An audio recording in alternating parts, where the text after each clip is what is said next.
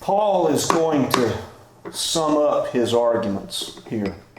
And these arguments are really having to do with humanity's place in the universe as it touches who God is. And he's been doing it through all these chapters in a contrasting way, contrasting grace and works. And the reason he does that is because Paul is a Jew. And he is looking at this from the wholly Jewish perspective, however, realizing that Judaism had a role to play in God's ultimate work. And so the contrast is interesting to me in the way of the fact that the Jews expected salvation from God because they felt it to be owed to them because of their behavior. That is still the Jewish understanding to this day. And yet the Gentiles, pagans, heard the gospel, not knowing anything of Judaism other than they thought the Jews were these weird people that lived in their midst, heard the gospel and flocked to come for the salvation that God had provided through nothing more than their confession and belief. It's interesting, this contrast. I'll begin reading in chapter 10, verse 1. Paul says, "My heart's desire and prayer to God for Israel is that they may be saved. For I bear them witness that they have a zeal for God, but not according to knowledge. For they, being ignorant of God's righteousness and seeking to establish their own righteousness, have not submitted to the righteousness of God. Christ is the end of the law for righteousness to everyone who believes. Moses writes about the righteousness which is of the law. The one who does those things shall live by them. But the righteousness of faith speaks in this way. Don't say in your heart, who will ascend into heaven? That is to bring Christ down from heaven. Or who will descend into the abyss? That is to bring Christ up from the dead. But what does it say? The word is near you, in your mouth and in your heart. That is the word of faith which we preach. That if you confess with your mouth the Lord Jesus and believe in your heart that God has raised him from the dead, you will be saved. For with the heart one believes unto righteousness, with the mouth the confession is made unto salvation. For the Scripture says, whoever believes on him will not be put to shame. There is no distinction between Jew and Greek, for the same Lord over all is rich to all who call upon him. For, as the prophet Joel has said, whoever calls upon the name of the Lord will be saved." So the human roles have now been reversed. They've been turned upside down. The Jewish nation, still God's chosen people, have as a nation religiously rejected the mercy that was offered. They've just said that can't be the way this is supposed to work. And there are lots of reasons for that, and we're going to look at a couple of those today. You have, on the one hand, an eternal God with an eternal requirement, and that eternal requirement is perfection, period. But the Jews, for whatever reason, and I think there are some very practical reasons, and I'd like to enumerate some of them today, held on to the arrangement that they believed God had given them, which is obey the law and you will find at the end, if the balances shake out in your favor of being obedient, that God will give you salvation because that's the way the law works. That's the Jewish mindset. We looked at it 2 weeks ago that they actually felt that God was in their debt. If I live the law, then God has to give me salvation. And you know what's interesting to me? I don't know if you've noticed this or not. It's fascinating to me. We have in our culture right now what's known as what some call it the me gospel, some call it the prosperity gospel, some call it what you name it. And if you'll notice something about that teaching, listen to some of those teachers at times, how much of the Old Testament they quote in support of the fact that if you are faithful in certain ways, exercising faith, then God owes you or me. That's exactly the message, and it's based upon an Old Testament understanding of the fact that if we're obedient, that God has to deliver. That's the mindset. How did this happen? How did the Jews come to the place where they actually believed that God was in debt to them? I think it comes partly from a right frame of mind, and that is that God is holy and we're accountable, and because we are accountable, we have to behave in certain ways. That's just right. I mean, we believe that. Go read the book, Paul's letter to the church at Galatia, and look at all of the demands for holy living that are placed upon you and me. So that's right. And the Jews grew up with the moral law. It was hammered into every Jewish child from birth. The moral law was just part of their thinking. So in that thinking, in that mindset, they came to the place where they started to see themselves as accruing credit over time in front of this holy God who had this demand in front of them. But they forgot the very earliest Jewish statement that the Torah makes regarding God's interaction with humanity. They forgot it. God saw the fact that Abraham believed God. That's all. And it was reckoned to him as righteousness. Before there was even circumcision or any Jewish religious order whatsoever, Abraham believed God. That's all. They forgot that. And so as time went on, the Jewish law, go back and read Deuteronomy, as Moses commands them and says, keep this law always before you, in your mind, always before you. You know what a phylactery is? Everybody knows what a phylactery is, right? A little box that an Orthodox Jew straps to their forehead, and within the box is the Ten Commandments, the moral law. Keep the moral law always before you, Moses said. So they took that seriously. They said, I'm going to strap a box with the law on it on my head. An Orthodox Jew to this day, they still wear the phylacteries. Why? They're just trying to obey the moral law. Moses gave it. Put the moral law always before you as you come and go. So they do it. But they forgot the standpoint upon which all this tower of obedience rested, and that was the simple fact there was a relationship with Yahweh that every Jewish person was given via the fact that Abraham had believed God and God counted it as righteousness. So how is it then that the maker of the universe come to earth, Emmanuel, God with us, how is it that he then becomes the stumbling block for the very people that he started? I mean, there were Semites all over the Middle East. God plucked Abraham out of all the other Semites and started the Jewish nation. How is it that the very one who plucked Abraham out has now become the stumbling block for the entire nation? Well, let's take it now and make it our own. We stumble the same way. All of us stumble in the same way. If we will not accept the mercy that is offered, then we have a field of human alternatives that are out there for us to pick from. Take a survey. I've read extensively regarding world religion. I have a basic understanding of just about every major world religion that exists, including animism and paganism. And if you take all of them together and put them over here and analyze each one of them, I promise you name one, and I can describe for you the fact of where it is they find themselves working to appease the powers that they believe are. Every one of them working all the way down to Judaism. And unfortunately, we do too. We do. I will never ever forget being in a church service, I'll not say where or when, in my lifetime as a Christian. I've been a Christian for 34 years. Sitting in a service and having a pastor on a Sunday night. It was a Sunday night service, which typically, I mean, if you think this is a small crowd, you go to a church of, say, 200 people on a Sunday night, usually there are about 15% of that crowd's going to be there on Sunday night. And having the pastor stand in front of us as this small gathering of this church had about 300 members and say to us who were sitting there in the pews, "You're the faithful ones." Now that is exactly the same thing as the Jewish mindset of being owed salvation.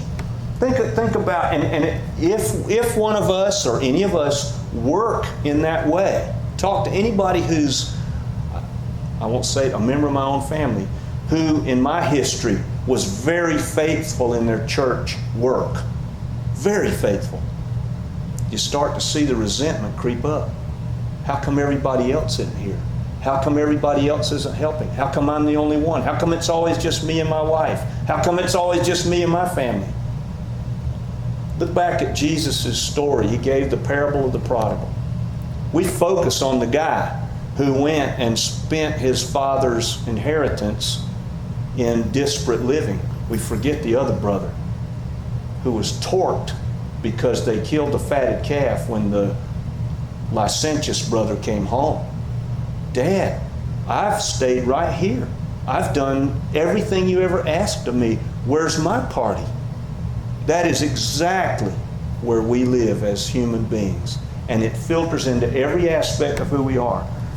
Any practice of religion in trying to please God that even comes close to the holiness of God is going to be horrible to try to live. There were the Talmud, which is a Jewish commentary, lists 7 types of Pharisees. The word Pharisee means separate. And the Pharisees obeyed strictly the law, very carefully, very circumspect in every way, to the point that by the time of Jesus' entrance in the first century, here there were 7 different types. One of them was called the Shechemite Pharisee. If you go back in Genesis around chapter 30 and following, you read of Shechem. Shechem, he wanted one of Jacob's daughters for his wife. He really loved her. He took advantage of her, which really made all of her brothers very angry. But they made a deal with Shechem and his family. They said, if you will become Jews, and they meant in the physical sense, like us, that meant all the males had to be circumcised. They said, if you'll do that, then we'll give you Dinah, our sister. And Jacob made this deal with them. So the Shechem identity here is that there's a profit in it for me. What do I get if I obey Jewish law? I get Dinah, the daughter. For the Shechemite Pharisee, what do I get if I obey Jewish law? God owes me. That was the Shechemite. Then there were the tumbling Pharisees. These guys walked around. You see Jesus, go back and read Matthew 23 where Jesus pronounces the woes toward the Pharisees. The tumbling Pharisee had their head down like this all the time. And I don't mean just like that. I mean bent over. All the time they went to where they looked as though they were going to tumble at any moment. Why did they do that? They wanted to look humble. They wanted people to see them and say, this guy's humble. Look at him. He's all bent over. He never looks up. He never raises his countenance up to meet me. He's always bent in front of me. Then you had the bleeding Pharisee. You know what was wrong with them? They walked around with their eyes shut. Now you can see how that wouldn't work. I mean, sooner or later, there's going to be a door that you crash into on the edge, or you bump into somebody, or you bump into a cart with livestock pulling it, or something happens. Bad stuff happens if you walk around outdoors with your eyes shut all the time. They had their eyes shut so that they would see nothing of a sinful nature, especially women. I knew a guy that did this. I've probably told this story. In Westchester, Pennsylvania, we had a guy named Crazier Al. There was one Al who owned a music store we called Crazy Al. He was just friendly. This was Crazier Al. It would be 5 degrees outside. And Crazier Al, who was just as thin as a rail, walked around outside. It'd be 5 degrees, windy, cloudy, snowing. He had no shirt, no shoes, and he carried a clipboard. And anytime a woman came on the sidewalk, he would hold the clipboard up and he would make this sound like a horn. So he would drown out not only the vision of her by the clipboard, but also the sound of her walking by, because he was afraid that he was sinning by looking at women. He's just like the Pharisees. The mortar Pharisee wore a fez that came down like a mortar over his eyes so that he could just see the ground in front of himself. He couldn't see anything else. Then you had the Pharisee they called the what am I yet to do. Now this is all from the Talmud. What am I yet to do Pharisee? He was really nervous because he didn't know the law very well. These were the younger ones mostly. And so they were always asking somebody, what is the next duty that I should apply to my life in order that I please Yahweh by my behavior? Then you had the fearful Pharisee who went about worried over future judgment. We got a lot of Christians like that. You know, Jesus died. Either the price he paid was sufficient or it's not. If it is, then why would we be fearful about the future? But they were fearful. And then you had one, just one, called the loving Pharisee. This was a Pharisee who obeyed God because he loved him with all his heart. Now, these first six, they represent every, in my mind, world religion apart from Jesus' price paid on the cross and our acceptance of it that we can imagine. They're doing something where the burdens are multiplied in order that if I just do enough of this good thing, God will accept me. And we look at it as Western, Protestant, modern people, and we almost laugh at it, right? It's not funny. This was deadly serious business, and it still is to this day. There are people making pilgrimages. There are people who are, the one Hindu that I read of who rolled everywhere he went on the ground until his clothes were just in tatters and his body was cut from stones and everything else, because he felt that this was his way of paying back the karmic debt that he had as a Hindu.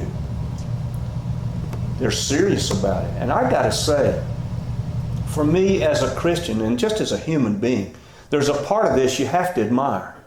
You have to, I think. I mean, rolling everywhere you go just because you want to please the powers that are, or wearing a fez where you can't see anything beyond your feet right in front of you because you want to please the God who is. You have to admire it. The Buddhist, I'm just going to say it again. If you don't know anything about Buddhism, take it from me. You cannot be a Buddhist without being a monk. It's impossible. 275 laws, the Eightfold Path, the Four Noble Truths, the Triple Gem, all have to be obeyed, stacked up just to be a Buddhist. 333 for women. So it's the same situation today.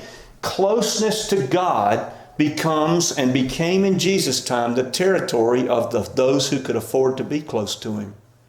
That's why the shepherds were looked at in the way that they were. That's why it's such a miracle that God came to them first with the announcement of Jesus' birth, because the shepherds could not practice their Judaism like the Pharisees, who were separated for it. Why?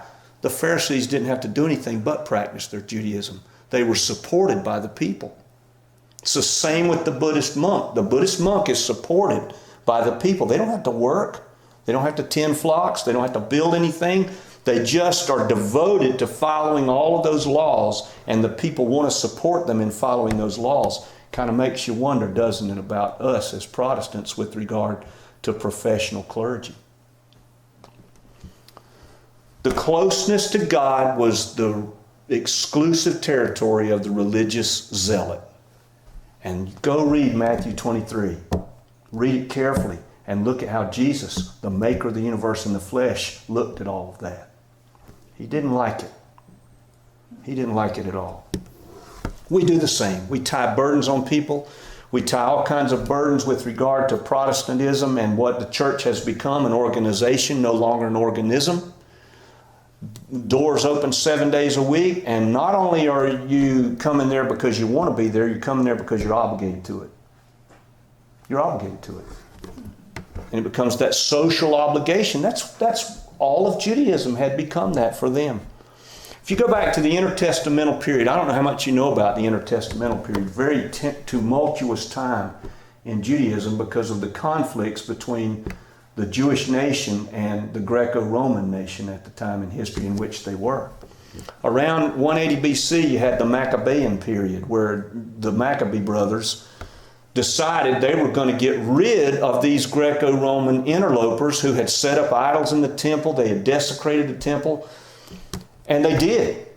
But during that period, Antiochus Epiphanes, who was the Greco-Roman general at this time in history, captured one of their priests named Eleazar, beat him, had him whipped, and the record indicates, according to Josephus, that there were strips of his flesh dangling from his body from where he'd been beaten. Why did they beat him? Because Antiochus Epiphanes wanted to stamp Judaism out as a practice in the entirety of the Roman, at that time, Republic. Eleazar wouldn't give in. So finally, Antiochus had his generals take to Eleazar pork. which, as you know, if you know anything about Judaism, is non-kosher. You can't eat it. It's a cloven hoof. You're not supposed to eat the meat of that particular animal. And Eleazar wouldn't eat it, so they beat him again. Finally, they brought him out on the ground. He couldn't stand. And the generals felt so sorry for him, they said, look, here's some goat. We know you can eat that. If you'll just take a piece of it, we'll drag you in there, show Antiochus that you'll eat the pork. You know it's not pork. We know it's not pork. God knows it's not pork. Antiochus thinks it is pork. He'll let you go. And Eleazar wouldn't do it, and so they killed him. Now, why did Eleazar lose his life? Because he wouldn't eat pork. That's all. See, the heaping of these requirements on us, that's what Jesus went to the cross to set us free from. Christ, and it says it right here in the text, verse 4, Christ is the end of the law. You know what that word end there is? Greek word? Very specifically chosen by Paul. It's the word telos. Telos means purpose. When we say that something has a telos attached to it, the telos of the universe, the fact that there seems to be a purpose, a direction for it, Jesus is the telos of the law. He's the reason that the law came to its end.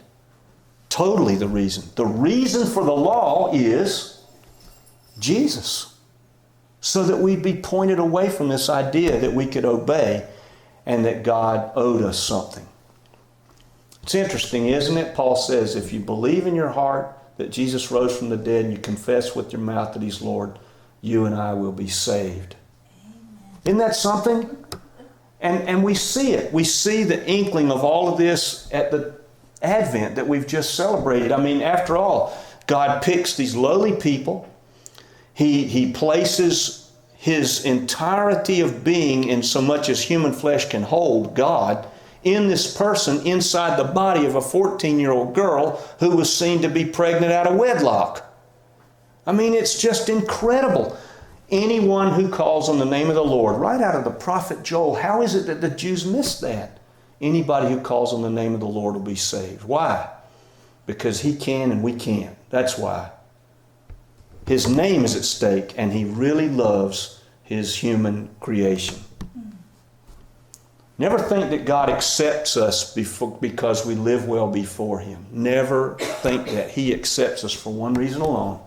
That is, we have called on Jesus' name. That is all. I don't know where everybody is today, but if there's anything about which I've said you have a question, you want to speak with me,